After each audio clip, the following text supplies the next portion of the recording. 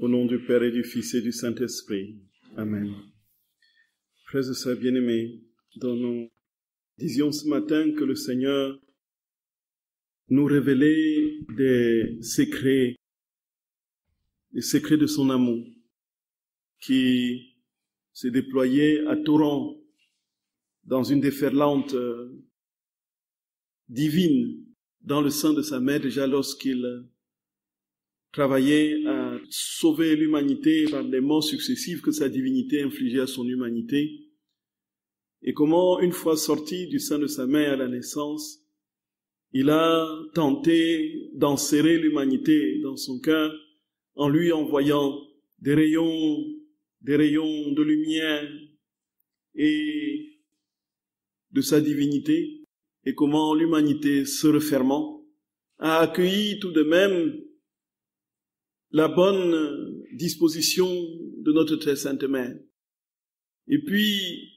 a vu en elle celle qui était en capacité de lui rendre la parfaite gloire, le parfait amour, la parfaite adoration au nom de toutes les créatures.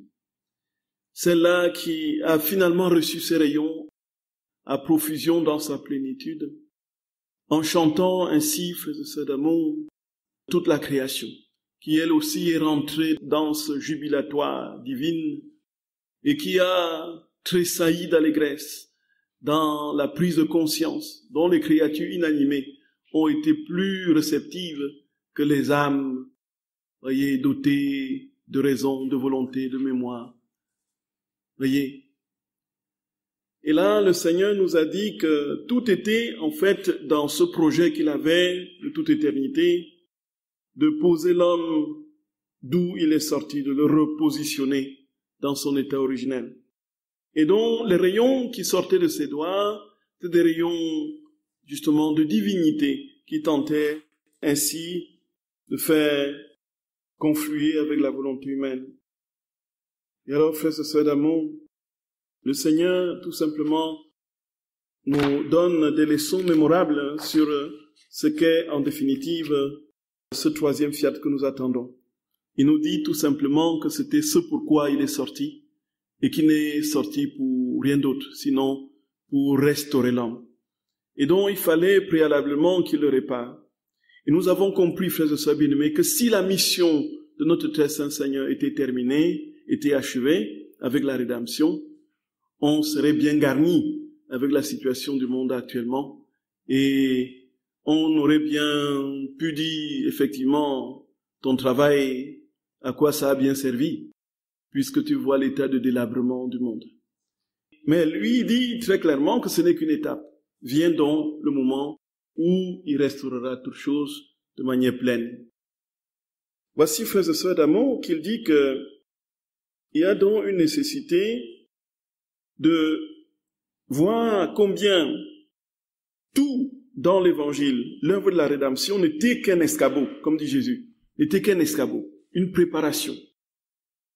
Dieu a eu un dessein et le dessein était la restauration de l'homme dans son état primordial et l'escabeau, comme il le dit, pour atteindre ce but, ce dessein, pour réaliser ce dessein, c'était la rédemption. Puisqu'il fallait des phases préparatoires qui permettent à l'homme d'accueillir le plus grand bien. À un moment donné, frères et sœurs d'amour, Luisa pose la question à Jésus, « Mais Seigneur, tu es venu sur la terre, tu as passé autant d'années, tu as fait des signes et des prodiges. Pourquoi n'as-tu pas établi ton royaume d'un coup, voyez? Pourquoi n'as-tu pas établi ton règne? Pourquoi attends-tu? En plus, tu passes des années et puis tu viens trouver une vile créature comme moi qui va révéler cela au... » Et puis le Seigneur lui dit, « Ma fille, si j'avais restauré le règne, comment cela aurait-il été possible avec toutes les blessures que le péché, la volonté humaine lui avait infligées? Il fallait d'abord que je guérisse ces blessures afin de pouvoir, par la suite, donc, faire advenir mon règne. Donc, il n'était pas possible que sur la terre, au temps de mon incarnation, ce règne parvienne. Mais déjà, dans le temps de son incarnation, tout travaillait à cela. Donc, nous avons vu Jésus dans le sein de sa mère, nous l'avons vu à la naissance. Maintenant, frères et sœurs bien-aimés, nous allons le voir dans la grotte de Bethléem, ce qu'il faisait dans la grotte, voyez, de Bethléem. il donne une explication à Jésus du temps qu'ils ont passé dans la grotte de Bethléem avec sa maman et son père putatif, Saint Joseph. Alors, il lui dit à Luisa Picaretta, au tome 22, du 8 septembre 1927, il dit, ma fille, 40 est un nombre symbolique et significatif dans ma vie ici-bas. À ma naissance, je suis resté 40 jours dans la grotte de Bethléem. Et il dit ça. Bon, ce qu'on n'a pas comme révélation dans les évangiles. Symbole de ma divinité, de ma divine volonté, qui, quoique présente au milieu des créatures, était comme cachée et en dehors de la cité de leur âme. Voyez. Donc, sa vie divine, sa divine volonté était, nous voyons bien que tout, il fait une lecture des 40 jours passés dans la grotte sous l'aune de la divine volonté. Ce n'est même pas une lecture. Il dit pourquoi il est resté 40 jours dans la grotte de Bethléem, donc symbole de la volonté divine qui était présente au milieu des créatures, mais restait cachée dans la grotte, voyez. Donc, la divine volonté était là, mais les créatures ne pouvaient pas le percevoir, et tout simplement parce qu'elles ne s'étaient pas ouvertes, et c'était cette symbolique forte et parlante d'une divine volonté, n'est-ce pas, au cœur des créatures que la créature n'accueille pas. Donc, le temps de la grotte à Bethléem, frères et sœurs bien-aimés, était donc le temps de cet exil, en quelque sorte. Non, l'exil, il le dira quand il parlera de l'exil en Égypte. Alors, il y a ici, à Bethléem, dans la grotte de Bethléem, un Jésus qui attend d'être dévoilé, d'être révélé. Donc, la divine volonté est au cœur, au milieu des hommes, mais elle est cachée. Donc, il dit, dans la cité de leur âme, et moi, afin de réparer pour les 40 siècles de volonté humaine, je voulais rester en dehors de la cité pendant 40 jours, dans un misérable refuge, pleurant, gémissant et priant, afin de ramener ma divine volonté dans la cité des âmes, pour lui rendre son empire. L'homme avait quitté la divine volonté, et cette divine volonté, qui était là présente, mais que l'homme ne l'avait pas reçue, qui était comme cachée dans la grotte, Jésus est resté 40 jours dans la grotte, pour prier, gémir, pour que, n'est-ce pas, cette divine volonté soit accueillie par les hommes. Et voilà, frères et sœurs bien-aimés, donc il pleurait, il gémissait, priant afin de ramener ma divine volonté dans la cité des âmes pour lui rendre son empire. Et après 40 jours, je suis allé me présenter au temple pour me révéler au vieux Siméon. Il était la première cité que j'appelais à la connaissance de mon royaume. Voyez. Donc tous les événements de sa vie est dans la droite ligne, le canevas de la divine volonté. Voyez, frères et sœurs bien-aimés. Voyez un peu comment ça, il décrit les choses. Et donc, il nous explique que Siméon, au temple, a été celui qui a eu la première révélation de cette divine volonté qui, cachée dans la cité des créatures, lui a été révélée en premier. Donc, révélé, c'est-à-dire qu'il a vu, il a perçu.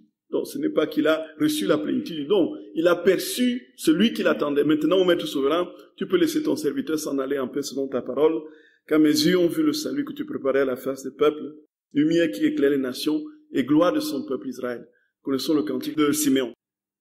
Ici, le Seigneur dit que, comme la volonté humaine était loin de la volonté divine cachée, la volonté humaine ne l'appréhendant pas, il est resté aussi dans la grotte pendant 40 jours pour réparer pour les 40 siècles, les 4000 ans. Voyez, 4000. Il fait le calcul en hébreu.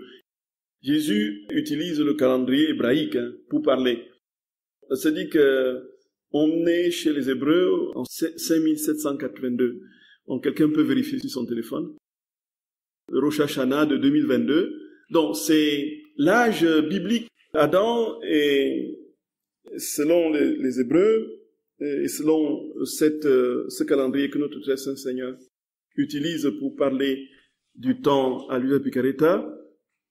Donc Adam, au moment où Jésus parle, a commencé, vous voyez, il y avait 4000 ans, vous voyez. Donc entre le moment où Jésus vient sur la terre, dans le temps de son incarnation et nous aujourd'hui, c'est 6000 ans, vous voyez, dans ces temps-ci. Et Jésus dit très clairement à Luisa Picaretta, c'est pourquoi on peut dire que ces temps-là sont proches, les temps de purification qui arrivent, Jésus dit à Luisa Picaretta qu'il purifie le monde par tranche de 2000 ans. Voyez, après 2000 ans après la création, il a purifié par Noé, par le déluge. Voyez, et puis le déluge ayant purifié le monde est venu 2 autres 1000 ans jusqu'à l'incarnation et la mort de notre très saint Seigneur sur la croix, qui a versé son sang pour purifier l'humanité. Donc c'était la 2e purification. Et il dit à Luisa Picaretta que la 3e purification vient après 2000 ans. Donc nous sommes dans les... Voyez, bon, mais on dit... non, et il dit qu'il purifiera par le feu. Alors, dans l'an juif, nous sommes en 2022, eux ils sont en 5782, les juifs, voyez. Alors ça fait que il parle de cette purification qui se fera par le feu. Bon, et le feu, quelle est la nature de ce feu? Est-ce un feu matériel ou un feu immatériel? Voyez? Par ailleurs, il dit qu'il va confondre le monde par l'amour. Donc, il est certain qu'il y aura une purification réelle. Et il y aura, frères et sœurs bien-aimés, une purification réelle. Et pour que le mal disparaisse, il faudra le feu. Voyez? Le feu. N'est-ce pas que c'est le feu de l'amour? Voyez un peu. C'est le feu du Saint-Esprit, n'est-ce pas, vous voyez? Donc, alors comment ça va se passer? Mais toujours est-il que le Seigneur donne une petite idée. Je n'ai pas prévu de parler de cela, parce que ce sont des choses qui effraient les gens, vous voyez? Mais toujours est-il que le Seigneur dit qu'il y a une purification de l'ordre des châtiments, vous voyez? Donc, le mal sera pulvérisé et confondu par l'amour. J'aime pas parler de ces choses, parce que c'est pas ça qui attire à la divine volonté, vous voyez. Mais le Seigneur le dit, il parle de ce temps-là, vous voyez, de ce temps de châtiment. Et les châtiments, ce n'est pas Dieu qui les inflige, c'est l'homme qui provoque les châtiments par son péché. Vous voyez, il dérègle les lois naturelles, il dérègle les lois morales et éthiques, et puis qui ne s'attendent pas à la paix. Il s'est lui-même livré la guerre, vous voyez. Et Jésus laissera faire, donc, pour sauver un grand nombre. Parce qu'il y aura un grand nombre qui seront sauvés, il y aura un petit reste qui restera, et puis c'est ceux-là qui vont constituer le nouveau monde. La nouvelle terre de paix dans l'air de la divine volonté, qui crescendo leur donnera des statuts de fils au fur et à mesure, vous voyez un peu, de leur progression dans l'amour de Dieu.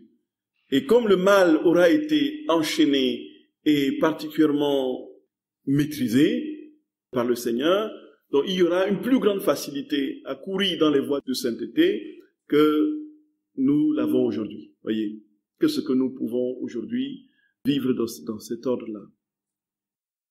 Alors, frères et sœurs, il dit qu'il a passé donc 40 jours symboliquement, donc pour purifier, pour réparer les 40 siècles de volonté humaine qui ont été complètement, frères et sœurs bien-aimés, qui lui ont conduit à toutes sortes de malheurs. Et puis, il donne la symbolique du chiffre 40.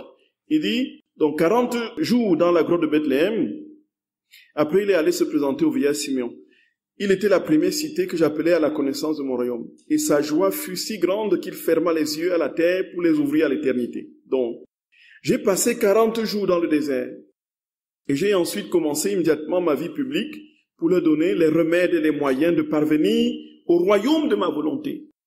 Donc en fait, tout ce qu'il a fait pendant la rédemption, c'était pour donner à l'homme les moyens de parvenir, n'est-ce pas, au royaume de la divine volonté. Voyez un peu, frères et sœurs bien-aimés. Durant 40 jours, je suis resté sur terre après ma résurrection pour confirmer le royaume du divin fiat et ses 40 siècles de royauté qu'il devait posséder.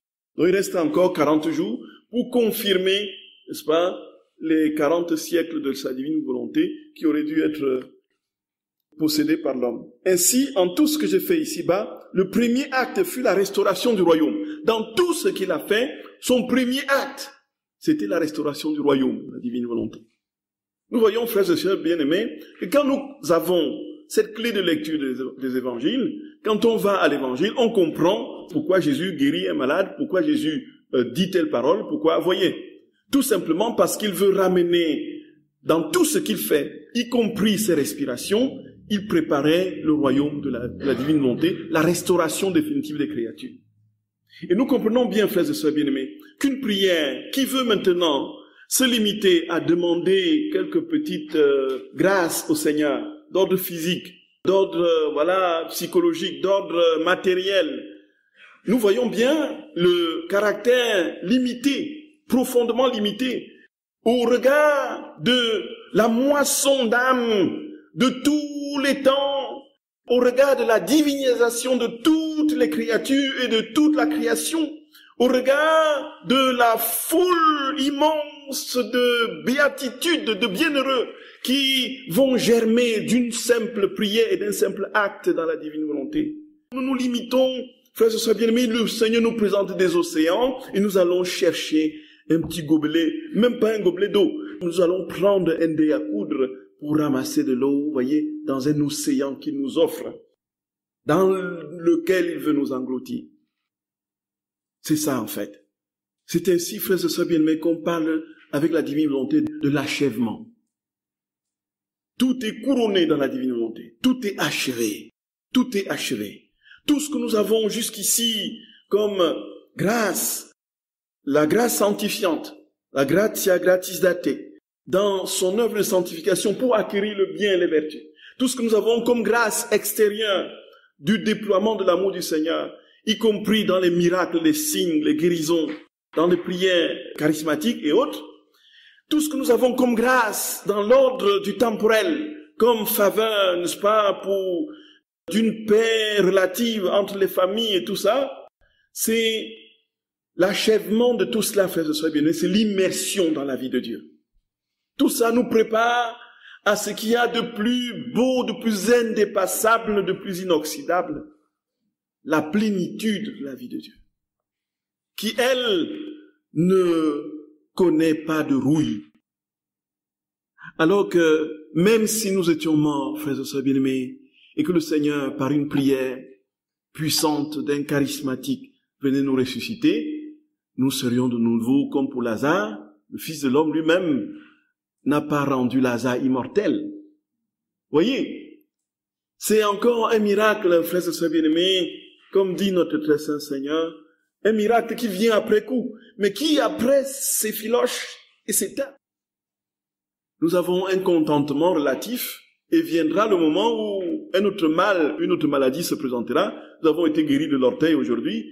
Demain, peut-être un deuxième miracle se répète avec la guérison de l'estomac. Et puis, le lendemain, le surlendemain, peut-être une guérison d'un AVC réel. Mais après, un truc arrive qui va nous conduire au tombeau. Voyez un peu, frères et sœurs d'amour.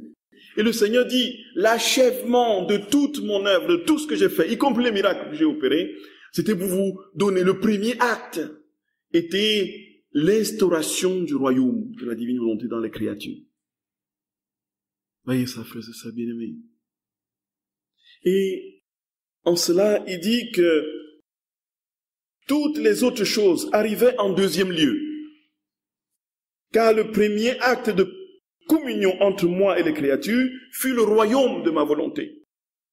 C'est pourquoi, lorsqu'il est question de ma volonté, je ne m'épargne rien, ni la lumière, ni les sacrifices, ni les manifestations, ni le bonheur.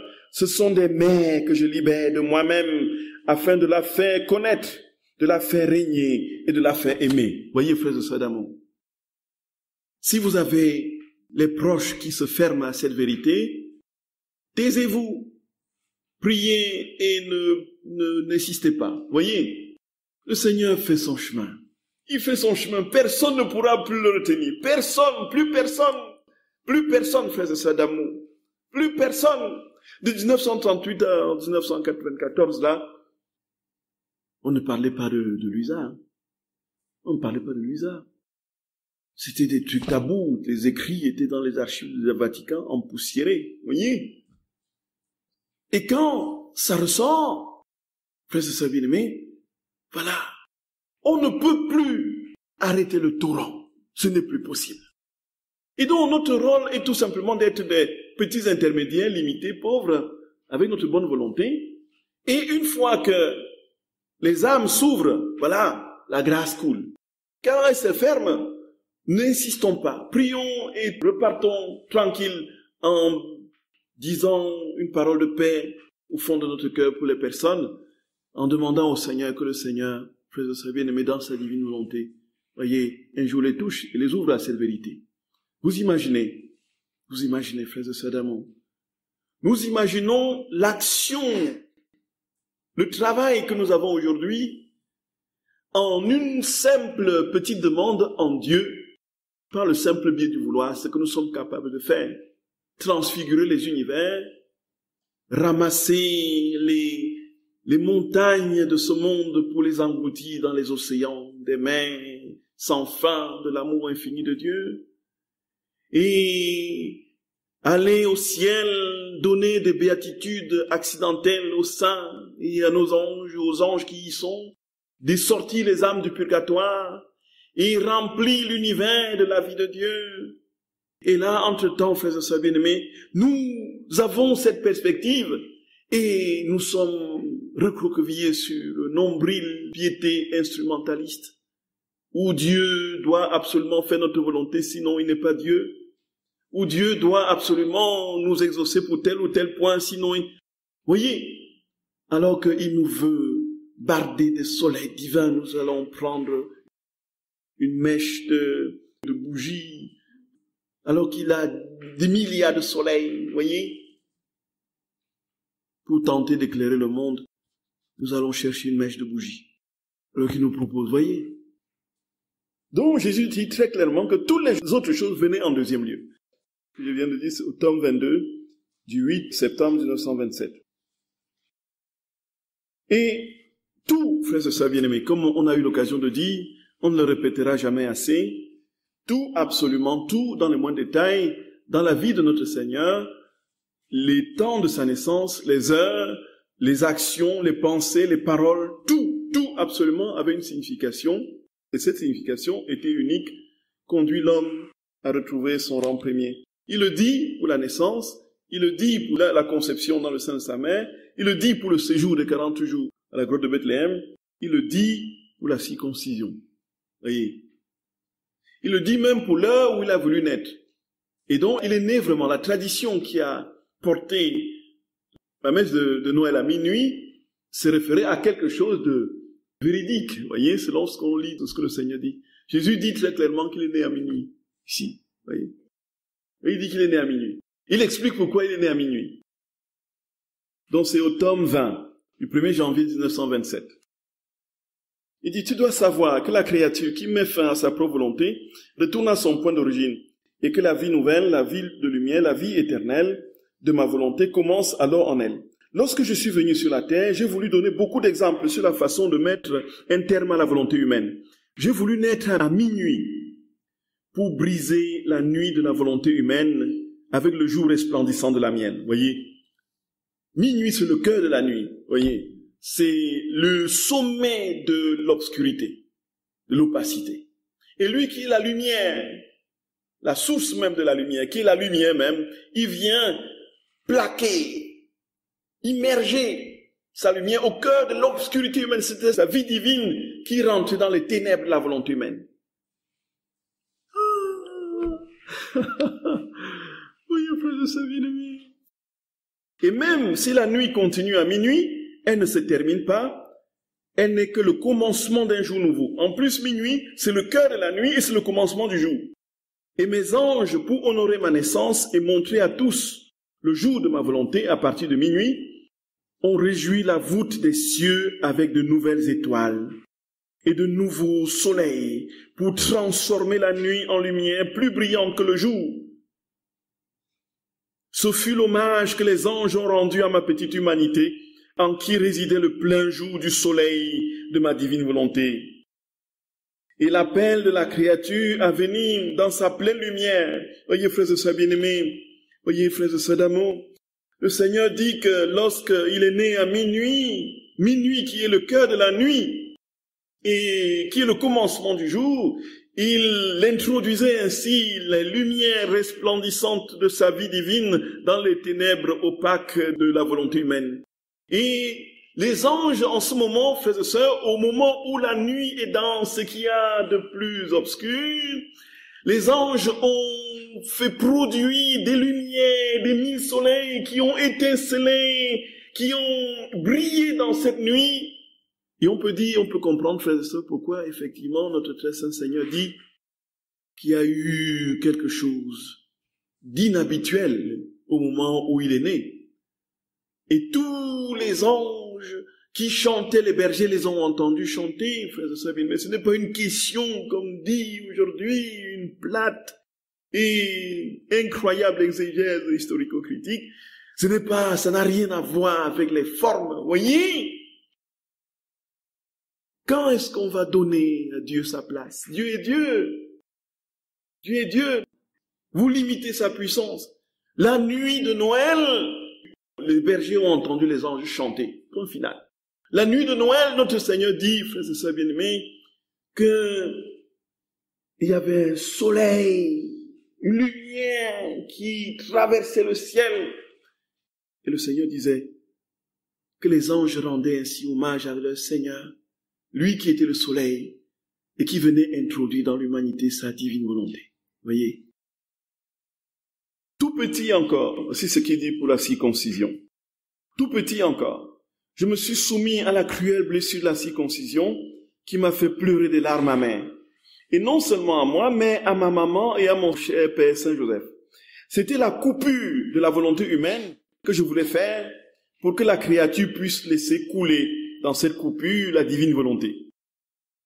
Et qu'une volonté brisée ne puisse jamais renaître à la vie. Sinon la mienne, qui avait coulé dans cette coupure pour y recommencer sa vie. Même quand Jésus se soumet à la circoncision, un rite, voyez, juif ordinaire, pour tout enfant mâle, ça a une signification, voyez, la divine volonté. Voyez ça, frères et sœurs bien-aimés. Jésus a dit qu'il a accepté la coupure de la circoncision pour que, ça lui a fait mal, pour que la volonté humaine accepte cette blessure, cette coupure de sa volonté, pour laisser entrer la divine volonté. Voyez, c'est le titre d'une émission radio de la divine volonté que j'ai intitulée « Dieu a circoncis la volonté humaine ». Dieu a circoncis la volonté humaine. C'est ça en fait. Donc la circoncision chez Jésus avait un sens toujours en lien avec la divine volonté. Couper la volonté humaine pour laisser entrer la volonté divine. Il aurait pu ne pas se soumettre à ce rite. Pourquoi ce serait lui qui est Dieu? Mais il a accepté. Donc tout, absolument tout, y compris dans le baptême, tout. C'était la coupure, reprenons, de la volonté humaine que je voulais faire pour que la créature puisse laisser couler dans cette coupure la divine volonté et qu'une volonté brisée ne puisse jamais renaître à la vie. Sinon la mienne qui avait coulé dans cette coupure pour y recommencer sa vie. Petit encore, il parle maintenant de la fuite en Égypte. Tout est toujours en lien avec la divine volonté. Donc quand on lit les écrits du livre du ciel et quand on revient dans la Bible, tout s'illumine, tout s'éclaire. Oui, un peu frère et d'amour. Il dit, petit encore, j'ai voulu fuir en Égypte. Une volonté tyrannique et inique voulait me tuer, symbole de la volonté humaine qui veut tuer la mienne. Voyez? Donc Hérode, c'était la volonté humaine qui voulait tuer la volonté divine. Et j'ai fui afin de dire à tous, fuyez la volonté humaine. Quand je fuis en Égypte, c'était pour dire à tous, fuyez la volonté humaine. Waouh, comme vous dites, ma chère sœur. Waouh, tout à fait. Oui, c'est toujours le tome 20, le 1er janvier 1927. Fuyez la volonté humaine, si vous ne voulez pas que la mienne soit tuée. Ma vie entière n'était rien d'autre que l'appel de la divine volonté dans l'humanité. Et puis, ma vie entière n'était rien d'autre que l'appel de la divine volonté dans l'humanité.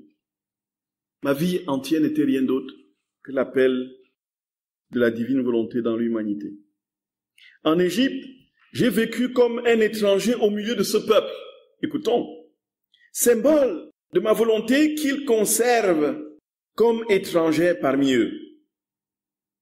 Et symbolisant le fait que quiconque veut vivre en paix et uni à ma volonté doit vivre comme étranger à la volonté humaine. C'est puissant! C'est fou! Vous êtes d'accord avec moi, frères et sœurs bien-aimés? C'est fou! Waouh! Et on dit, bon, oh, Joseph a pris son épouse et ce petit enfant, ils ont fui en Égypte. Voilà, ça reste un événement platement historique, voyez? Et ça nous reste dans l'esprit comme, voilà. Et puis l'Africain se dit, ah oui, il est venu sur notre continent. Voyez un peu.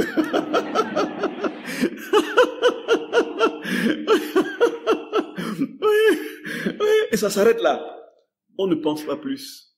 On est loin d'imaginer ce qui portait tout cela. Reprenons, frères et sœurs d'amour.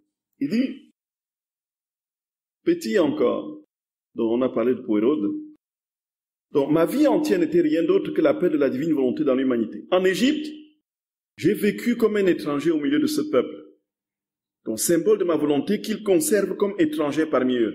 Donc, il était étranger en Égypte, comme la volonté divine est étrangère au milieu des hommes, quoi, au milieu des volontés humaines.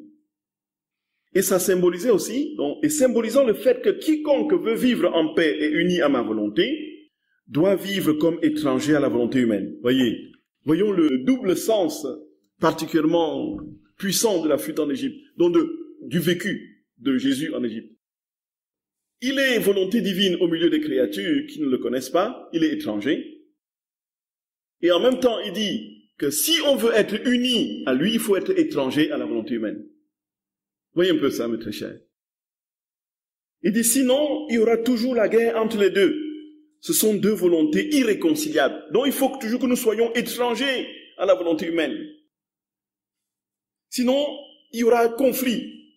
Parce que c'est deux volontés irréconciliables. Après mon exil, je suis rentré dans ma patrie, symbole de ma volonté, qui après un long exil des siècles en siècles, revient dans sa chère patrie pour y régner parmi ses enfants.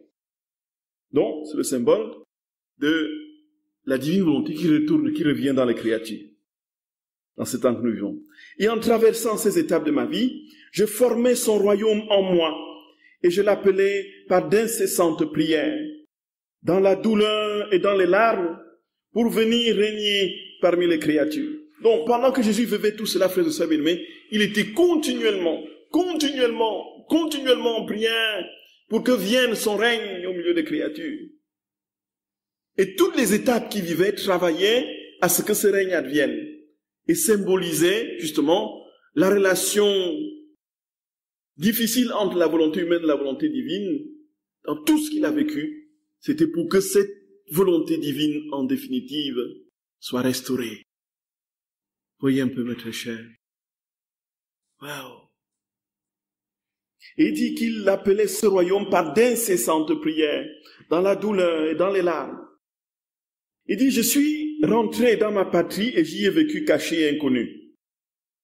Oh, combien cela symbolise la douleur de ma volonté vivant caché et inconnu. Voyez. Et il est arrivé, il a passé 30 ans à Nazareth. Ça symbolisait, justement, sa volonté cachée et inconnue par les créatures. On disait, mais lui, là, c'est le fils de Joseph, non? Et d'où lui vient cette sagesse-là? D'où lui vient ces signes qu'il accomplit? Nul le prophète chez soi, effectivement. Personne ne croit. On le voit là, non? Oh, combien cela symbolise la douleur de ma volonté cachée en côté. Et dans cet anonymat, je demandais que soit connue la suprême volonté, qu'elle puisse recevoir l'hommage et la gloire qui lui sont dus. Chaque chose que je faisais symbolisait une souffrance de ma volonté, la condition où les créatures la plaçaient, et un appel à revenir dans son royaume. Voyez. Donc chaque chose symbolisait la souffrance de sa volonté, la condition dans laquelle les créatures les plaçaient, et un appel à revenir à son royaume. Voyez. Voilà trois choses pour lesquelles. La souffrance de sa volonté, les conditions dans lesquelles les créatures, c'est-à-dire l'indifférence des créatures, et l'appel par les prières incessantes, les larmes, à ce que cette volonté vienne régner au milieu des créatures. Et c'est ce que je veux que soit ta vie, le constant rappel du royaume de ma volonté parmi les créatures. Et Jésus, frères et sœurs d'amour, raconte qu'en Égypte, à 3 ans, il a fait son premier sermon. À l'âge de 3 ans. Et même dans son premier sermon en Égypte, qu'est-ce qu'il parlait, qu'est-ce qu'il disait à ses enfants? En fait, ils sont arrivés. Donc, ils sont arrivés et les gens disent, bon voilà, eux, ils ont reçu l'or, l'encens et la myrrhe des mages. Donc, ils étaient riches quand ils ont fui. Pensez que le Fils de Dieu, qui demande la pauvreté bien à tous les pauvres, et puis vous pensez qu'il a traversé le désert, n'est-ce pas, de là pour arriver en Égypte, avec un lingot d'or et les myrrhes et les trucs, vous voyez? Et puis on raconte que voilà, ils ont usé de ça pour vivre en Égypte, tout ça. Mais ils racontent que quand ils sont arrivés en Égypte, ils n'avaient rien, ils n'avaient absolument rien. Ils mendiaient, ils ont mendié leur pitance au début. Vous voyez? Et le Seigneur dit qu'ils sont restés volontairement pauvres, pour apprendre à l'homme le détachement des biens et pour que le seul bien de l'homme soit Dieu. Et quand ils sont arrivés, ils étaient dans une pauvre masure, et comme jaillissait de notre Seigneur une dignité, une majesté inhabituelle, hors de commun, une bonté, une bienveillance, les enfants de son âge étaient immédiatement captivés par lui. Et puis ils sont venus se retrouver autour de leur masure. Tous les enfants aspiraient à voir ce petit enfant, vous voyez. Et Jésus est sorti. Ils étaient réunis autour de lui. Jésus a commencé à causer.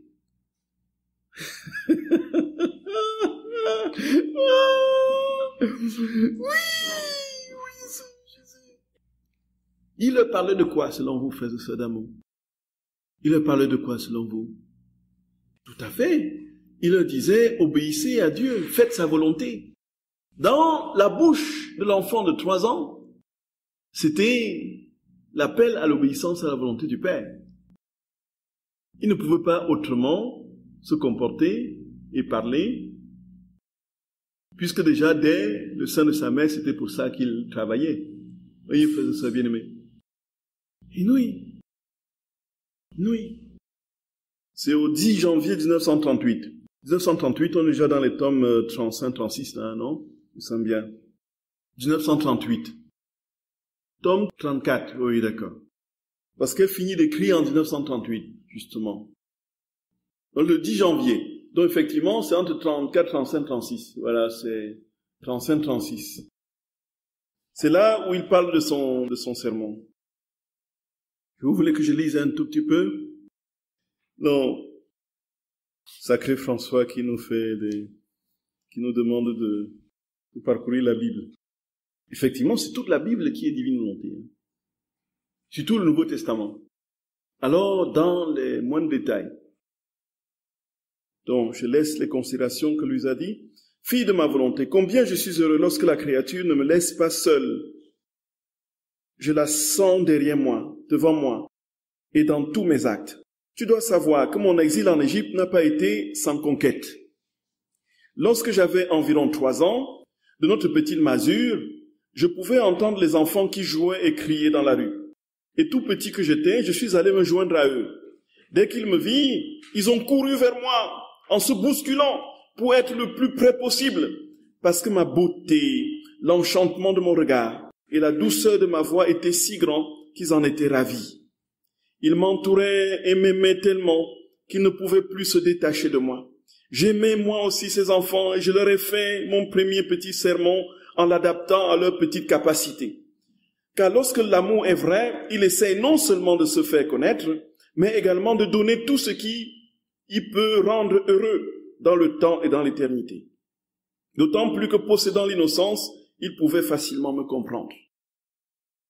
Et veux-tu savoir sur quoi portait mon sermon? Je leur ai dit, mes enfants, écoutez-moi, je vous aime beaucoup et je veux vous faire connaître votre origine. Regardez le ciel, vous avez là-haut un Père céleste qui vous aime beaucoup et qui ne s'est pas contenté d'être seulement votre Père du ciel, de vous guider, de créer pour vous un soleil, une mer, une terre et des fleurs pour vous rendre heureux, vous aimant d'un amour exubérant. Il voulait descendre dans votre cœur pour former sa résidence royale dans les profondeurs de votre âme, en se faisant le doux prisonnier de chacun de vous. Mais pour faire quoi? Pour donner vie à votre cœur, votre souffle et votre mouvement. Ainsi, lorsque vous marchez, il marche dans vos pas, il bouge dans vos petites mains, il parle avec votre voix. Et parce qu'il vous aime beaucoup, lorsque vous marchez et bougez, il vous embrasse, il vous serre dans ses bras, il vous porte en triomphe comme ses propres et chers enfants. Combien de baisers et d'étreintes vous porte? Combien de baisers et d'étreintes cachés notre céleste Père ne vous donne-t-il pas? Mais puisque par manque d'attention, vous n'avez pas laissé votre baiser rencontrer son baiser, et vos étreintes rencontrer son étreinte, son embrassement paternel, il était dans la douleur de voir que ses enfants ne l'embrassaient pas. Mes chers enfants, savez-vous ce que ce céleste Père veut de vous? Il veut être reconnu en vous et avoir sa propre place au centre de votre âme. Et comme il vous aime de toute éternité, comme il vous donne toute chose, il n'est rien qu'il ne vous donne pas. Il veut votre amour en tout ce que vous faites. Aimez-le, que l'amour soit dans votre petit cœur, dans vos lèvres, dans vos œuvres, en toutes choses, et ce sera la délicieuse nourriture que vous donnerez à sa paternité.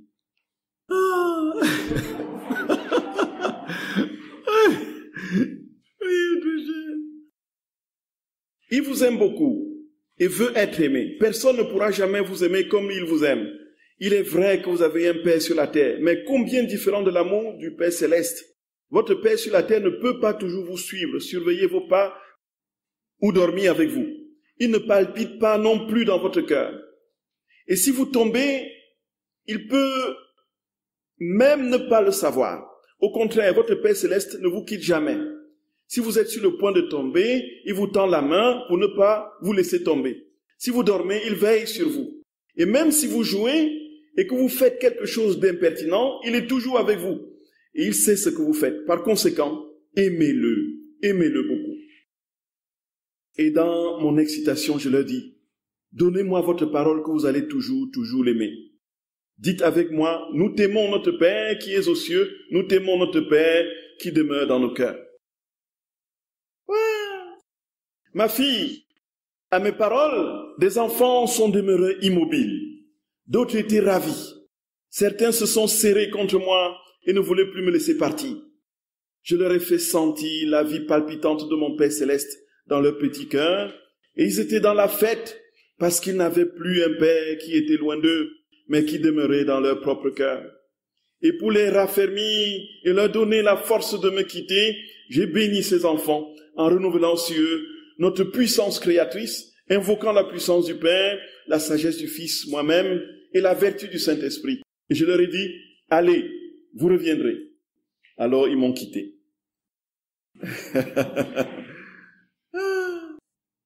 Voyez ça, frère, ça bien aimé. Ils vont revenir le lendemain. Ils vont revenir le lendemain, vous voulez la suite? Ils allaient revenir le jour suivant presque en foule, une masse d'enfants. Ils se sont mis à surveiller quand je devais sortir et regarder ce que je faisais dans notre masure. Et lorsque je sortais, ils battaient des mains, faisaient la fête et criaient tellement que ma mère sortait pour voir ce qui se passait.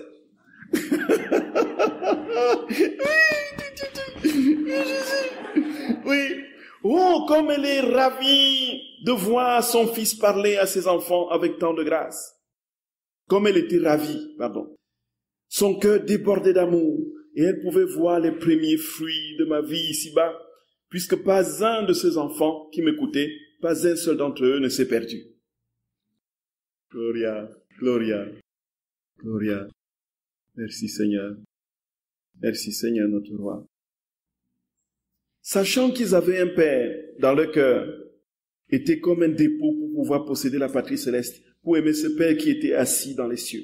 Ma fille, ces sermons que tout petit enfant je donnais aux enfants de l'Égypte étaient la fondation, l'essence de la création de l'homme. Il contient la plus indispensable doctrine de la plus haute sainteté. Il fait surgir l'amour à chaque instant. L'amour entre le Créateur et la créature. Quelle douleur de voir de si nombreuses petites vies qui ne connaissent pas la vie d'un Dieu dans leur âme. Ces enfants grandissent sans paternité divine, comme s'ils étaient seuls au monde. Ils ne sentent et ne savent pas combien ils sont aimés. Alors comment peuvent-ils m'aimer?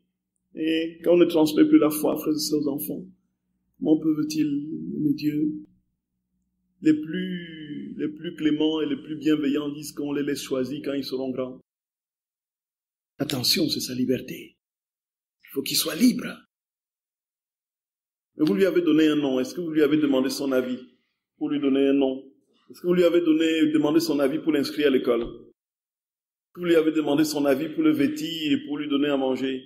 Voyez, ce qui est l'essence même de l'homme, on dit, sur quel fondement va-t-il choisir? Jésus dit, ces enfants qui vont alors que l'enfant a une prédisposition naturelle à la foi, voyez. On a plusieurs enfants qui ont forcé leurs parents à s'inscrire au catéchisme, voyez. Sans amour, le cœur s'endurcit et la vie se dégrade. Et pauvre jeunesse, Jésus dit, et pauvre jeunesse, il s'adonne aux crimes les plus graves. C'est une douleur pour ton Jésus. Et je veux que ce soit pour toi aussi une douleur. Alors prie pour que tous sachent que je suis dans le cœur, que j'aime et que je veux être aimé. Je vous salue Marie, pleine de grâce. Le Seigneur est avec vous. Vous êtes bénie entre toutes les femmes, et Jésus, le fruit de vos entrailles, est béni. Sainte Marie, Mère de Dieu, priez pour nous pauvres pécheurs, maintenant et à l'heure de notre mort. Amen. Au nom du Père et du Fils et du Saint-Esprit. Amen.